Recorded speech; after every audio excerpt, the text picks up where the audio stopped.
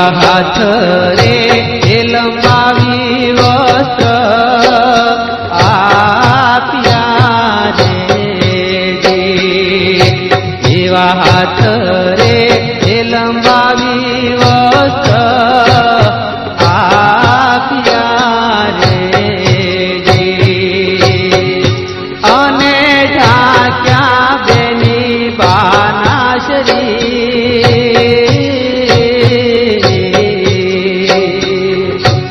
એવા હાથ રે એ લંબાવી વસ્ત્ર સોંપ્યા રે એવા હાથ રે એ લંબાવી વસ્ત્ર સોંપ્યા રે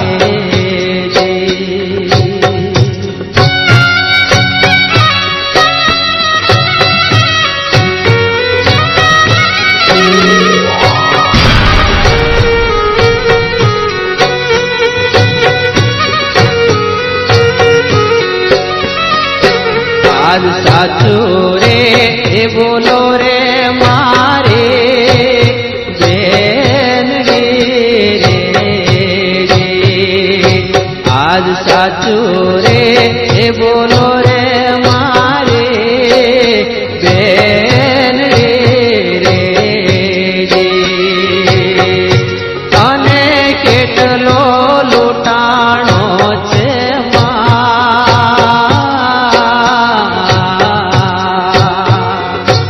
આજ સાચું રે એ બોલો રે મારે બેન રે એવું ઘરડો બુઢો રે મારો સાંડિયો રે એવું ઘરડો બુઢો રે મારો સાંડિયો એની માથે જૂનો પુરાનો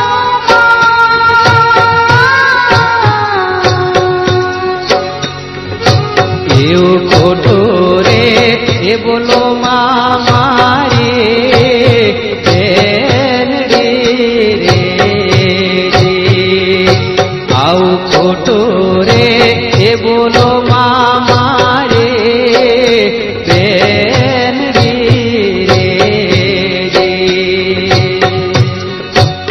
નહીં તો નીકળશે કાળો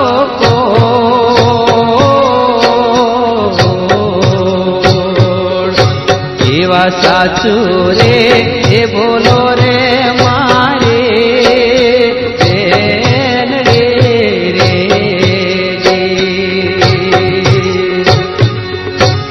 એવા સાચું રે એ બોલો ને મારે બેન રે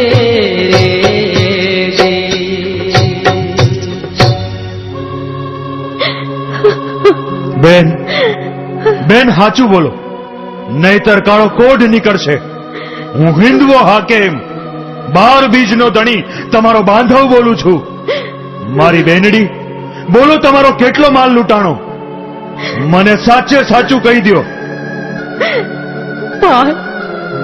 મીનળ પગો મારો સાંડિયો, એની માથે જર જવેરાત સોનેરી પલાણ અને મારા રૂપિયા પૈસા કાંઈ રહેવા દીધું નથી. બાદશાહના લૂંટારા લૂંટી ગયા છે ભાઈ, બાદશાહના લૂંટારા લૂંટી ગયા. દુઃખી થાવમાં મારી બેનડી, હું પલઘડીમાં દિલ્હીના દરબારમાં પહોંચું છું. બાદશાહને પલંગેથી પછાડી શિક્ષા કરું તો હું હિન્દવો હાકેમ. છાની રહી છે મારી બેનડી, હું તારો કિંમતી માલ સામાન લઈને હમણાં પાછો આવું છું. ભલે મારા વીર, વહેલા પાછા વળજો. આમ સગુણા બેન નો પોકાર સાંભળી પીર પલ ઘડી માં તો દિલ્હી પહોંચ્યા.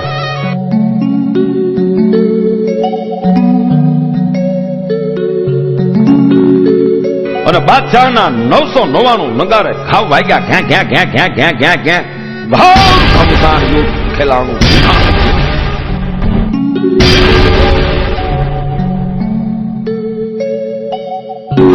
બાદશાહને પલંગેથી પછાડ્યો, હેઠે બાદશાહને ઉપર ઢોલ્યો અને હુરમું તો બેગમું તો ખોળા પાથરી પાથરી અને પીરને વિનંતી કરે છે, પુકાર કરે છે, પ્રાર્થના કરે છે કે હે હિંદવા પીર, છોડી દો મારા બાદશાહને, અમને માફ કરો. દિલ્હીના ચોકમાં અમે તમારું દેવળ ચણાવશું. પણ આ તો હિંદવો હાકેમ, એને માફ કરી દીધું. અને પછી તો બાદશાહે એમ કહેવાય છે કે દિલ્હીના ચોકમાં પીરનું દેવળ ચણાવ્યું. બેનનો લૂંટેલો માલ હતો, એથી અનેક ગણો કિંમતી સામાન. એમ કહેવાય છે કે પાછો પીરે બેન સગુણાને સોંપ્યો. ઘડી પલમાં તો પીરે માયા હંકેલી લીધી અને બેન સગુણાને અને રત્ના રાયકાને ઠેઠ પોકરણગઢના પાદરમાં પોગાડી દીધા. પોકરણગઢના રાજમાં આવતા તો બેનના હરખનો કોઈ પાર નથી. આ તો બેન દીકરી જેણે 20 વર્ષથી પીરના ઝાડવા જોયા નથી, પણ ઘરે બાંધવના લગ્ન છે, ભાઈ પરણે છે, આનંદ મંગલ ગીતો ગવાય છે, ઢોલ સરણાયું વાગે છે, શોભાનો કોઈ પાર નથી. રામદેવ પીર પરણવા જાય છે, જાન જોડાય છે. જાનની તૈયારીઓ મળી થવા, પણ બેન સગુણાનો ભાણેજ બીમાર છે. જો પીર કેવી લીલા કરે છે, એની ગતિનો કોઈ પાર ન પામે હો. લીલા કરવી છે. ભાણેજને એવી બીમારી લાગુ પડી કે હારે જવાય એમ નથી. કે બેન તું અહીંયા ઘર હાંસવા રહે, હું પરણીને આવું ને પોકરણગઢમાં પછી મને વધાવવાનો લાવો બેન તું લેજે. ભલે કાંઈ વાંધો નહીં. બેન સગુણા આમ ઘરે રોકાણા અને પીરની લાડી જાન એમ કહેવાય છે કે ઉમરકોટના માર્ગે પડી છે. હો બાપા, હે નગારે ઘાવ દેવાણા, મજાના ગીત ગવાણા. અને જાન ઉમરકોટના પાદરમાં આવે છે, હામૈયા થાય છે. ઉમરકોટના સોઢા રાજા અજમલજીની મનમાની પરોણાગત કરે છે. રાજને સાજે એવા ઉતારા દેવાના. પછી તો હામિયા થયા એટલે વરરાજો ઈ રામદેવજી મહારાજ માંડવે આવે છે. કન્યા પધરાવો સાવધાન, કન્યા પધરાવો સાવધાન, કન્યા પધરાવો સાવધાન. એમ 3 વાર ગોર મહારાજ બોલ્યા એટલે નેતલદેની 2-5 સખીઓ ઉભી થઈ. નેતલદેને દોરીને નહીં ઉચકીને લાવે છે, કારણ કે અંગે અનેક ખોટ હતી. માંડવામાં લાવે છે નેતલદેને, પણ હસ્ત મેળાપ થયો ને પીરના હાથનો હથે વાળો થયો ત્યાં તો કાયા કંકુ વર્ણી થઈ ગઈ. રૂપ રૂપનો અંબાર, તેજનું કોઈ માપ નથી. જો પીરની કેવી અકલ લીલા છે. રામદેવજી મહારાજ માંડવામાં ફેરા ફરે છે અને અહીંયા પોકરણગઢના મહેલમાં કેવું બને છે. સગુણા બેનનો બીમાર ભાણેજ મૃત્યુ પામ્યો. હરગા પરનો એને કેડો પકડી લીધો અને સગુણા બેન મહેલમાં પોકાર કરે છે. એક બાજુ ભાઈના મંગળ ફેરા અને એક બાજુ સગુણા બાઈ કેવો પોકાર કરે છે.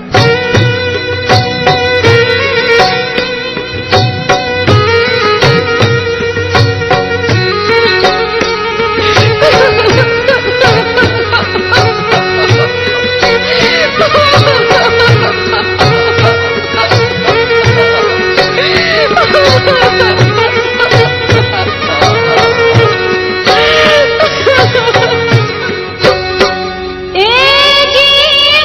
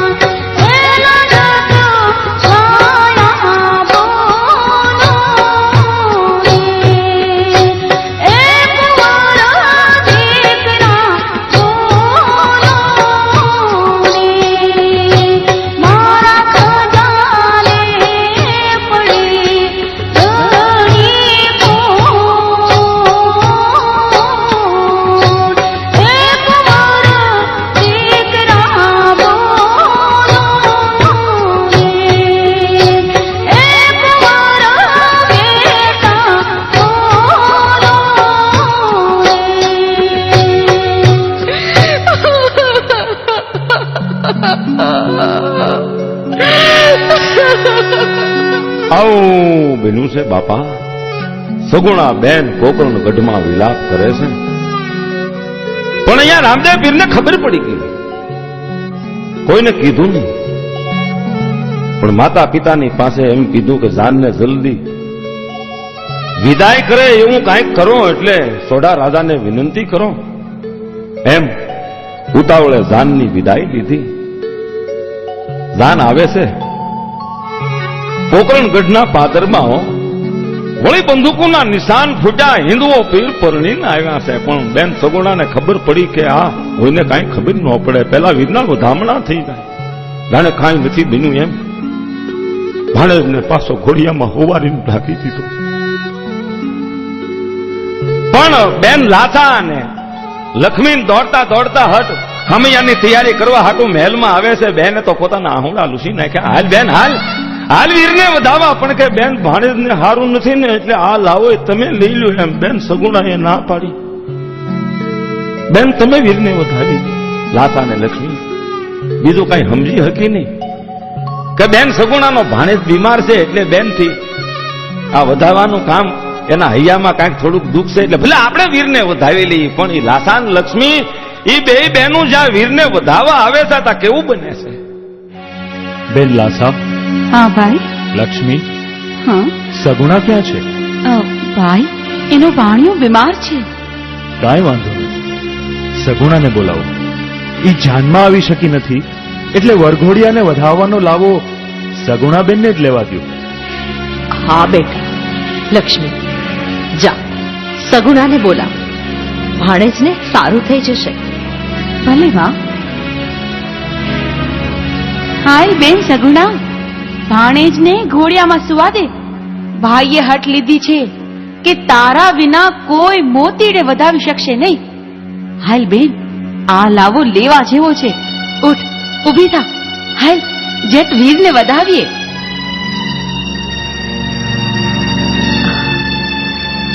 હાલ હાલ બેન, વીરને વધારવા. હા હાલ.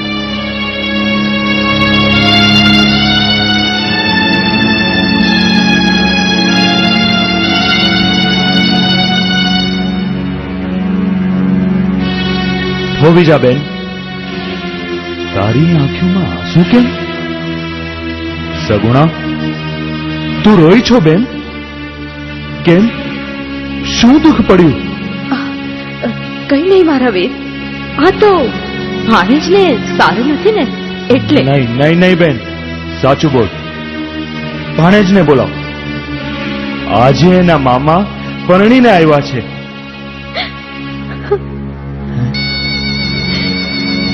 મારા વીર, ભાણેજને કેમ બોલાવ? એ નહીં આવે.